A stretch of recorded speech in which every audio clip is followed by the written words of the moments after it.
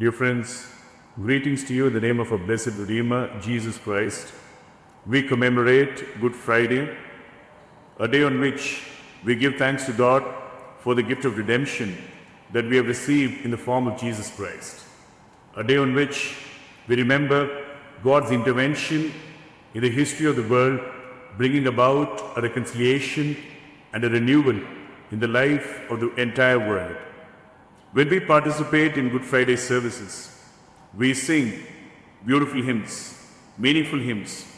One hymn that continues to be a favorite of ours is When I Survey the Wondrous Cross.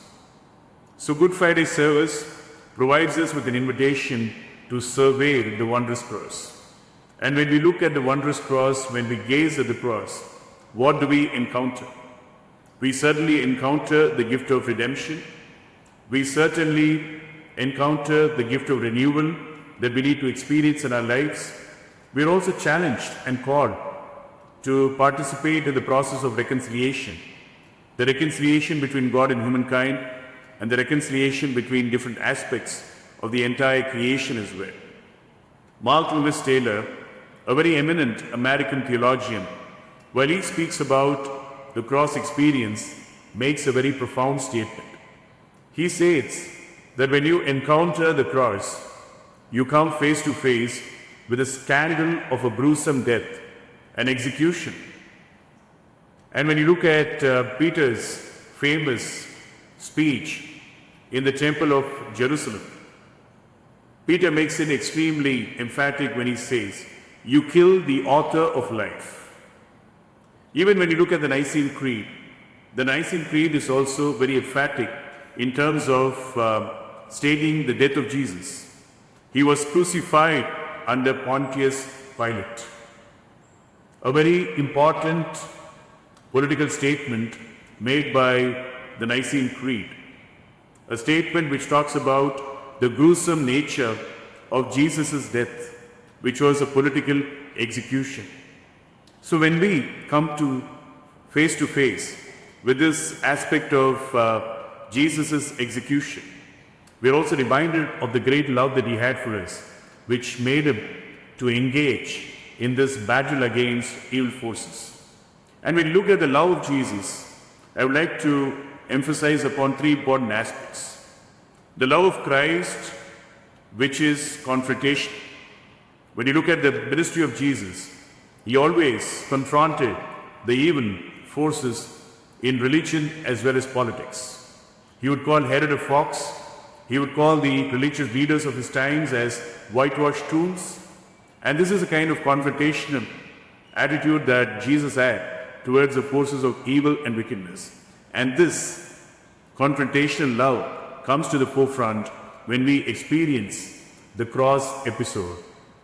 The love of Jesus is also a conscientizing one. It opens our consciences. It also creates an awareness within us.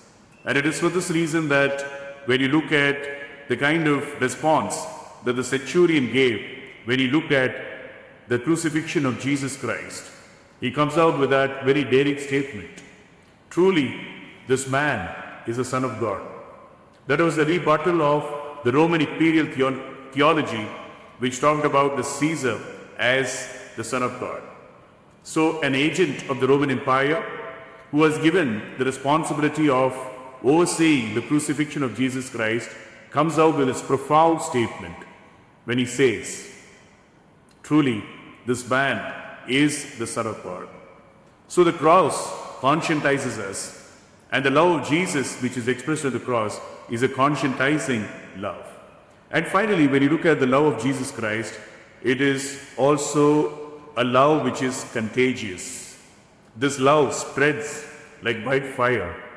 And it is for this reason that the early church was able to capture the essence of the crucifixion of Jesus Christ, was able to understand the meaning of the Christ and the cross as well. And it is for this reason that even Paul would say, when he writes to the Galatians, "I have been crucified with Christ.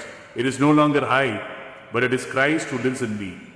The Christ who lives in me, the Christ whose love urges me on, compels me, the love of Christ which provides me with the impetus to move forward.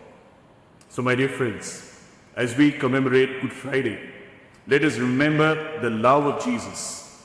The love of Jesus which enabled him to face a gruesome death. The love of Jesus which is confrontational. The love of Jesus which is conscientizing. And the love of Jesus which is extremely contagious. May the love of Christ urge us all. Amen.